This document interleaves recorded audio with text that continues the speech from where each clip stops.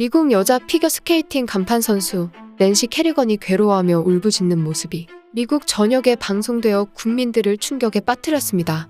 때는 1994년 1월 6일 미국 미시간주 디트로이트에서 전미 피겨 선수권을 앞두고 훈련을 마친 미국 간판 선수 낸시 캐리건이 복도를 지나다 정체불명의 괴한으로부터 50cm가량의 쇠막대기로 다리를 공격당했기 때문이었습니다. 결국 낸시는 이 사건으로 기권을 해야만 했습니다.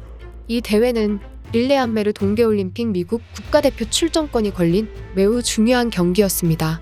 그리고 아쉽게도 그녀는 이 대회의 강력한 우승 후보였습니다. 경찰과 FBI의 조사 결과 3명의 범인이 체포되었습니다.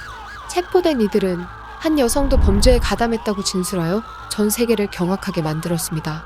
그 여성의 정체는 바로 낸시 캐리건의 라이벌이자 낸시가 괴한의 습격으로부터 부상을 당해 기권한 전미 선수권 대회 우승자 토냐 하딩이었습니다.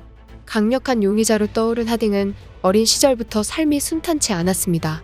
그녀의 어머니 라보나는 하딩이 태어나기 전까지 4번의 결혼을 했을 만큼 정신적으로 불안정했었고 경제적 능력 또한 형편없었는데 우연히 같이 스케이팅장에 갔던 하딩의 재능을 눈치챘습니다.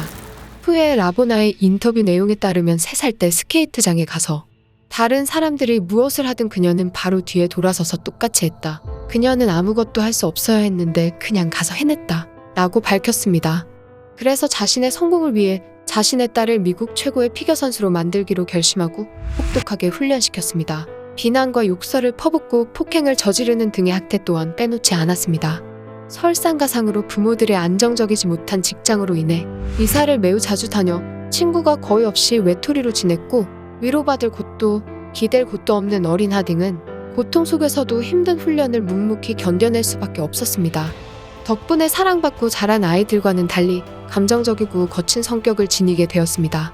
하지만 뛰어난 재능과 노력 덕분에 1989년 스케이트 아메리카 대회에서 금메달, 1991년 전미 피겨 선수권 대회에서 미국 피겨 여성 선수 역사상 처음으로 트리플 악셀을 성공시키며 금메달을 따는 미국 최고의 피겨 스케이팅 선수로 떠올랐습니다. 그 후 하딩은 피겨의 여왕, 미국의 국민 요정이라고 불리며 승승장구했는데 1992년 큰 위기를 맞습니다.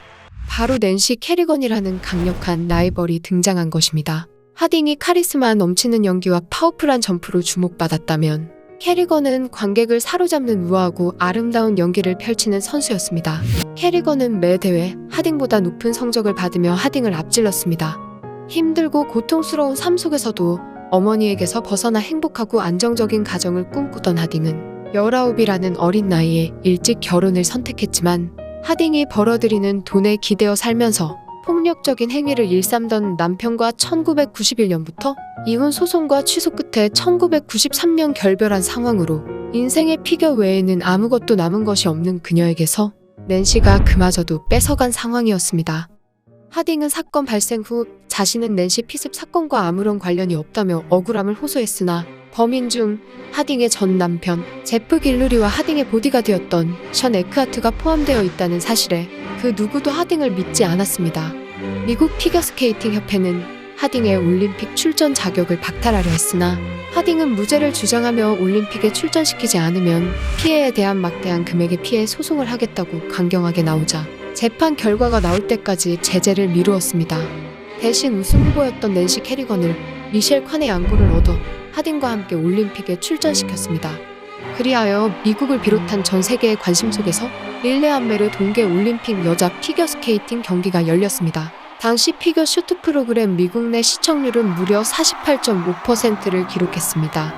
하지만 우승은 이 둘이 아닌 우크라이나의 옥사나 바이올이 차지했고 캐리건은 2등, 하딩은 스케이트 끈이 풀리는 소동으로 재연기라는 초유의 사태 속에서 파리에 그치고 말았습니다. 대회가 끝나고 하딩에 대한 조사를 계속 진행했지만 범죄자들의 증언 외에는 증거가 없는 상황이었기 때문에 변호사가 이를 잘 이용하여 유죄 협상을 잘 진행, 이후 다른 기소를 받지 않는다는 조건으로 제프 길루리 등에 대한 허위 진술에 대해 기소방해 공모 혐의를 인정하는 대신 집행유예와 10만 달러의 벌금, 500시간의 사회봉사를 선고받았습니다. 선고 후에도 그녀는 여전히 사건이 일어나기 전에 아무것도 몰랐다고 주장했지만 미국 피겨스케이팅 협회는 평생 출전 금지 조치를 내렸고 1994년 US 챔피언십 1위 타이틀을 박탈했습니다. 피겨 선수로는 더 이상 활동이 불가능해진 하딩은 자서전을 내고 악녀의 이미지를 이용한 권투 선수 생활, 해설자 등 다양한 활동을 하며 지내고 있습니다. 세계 피겨 역사상 최악의 사건편은 여기까지입니다.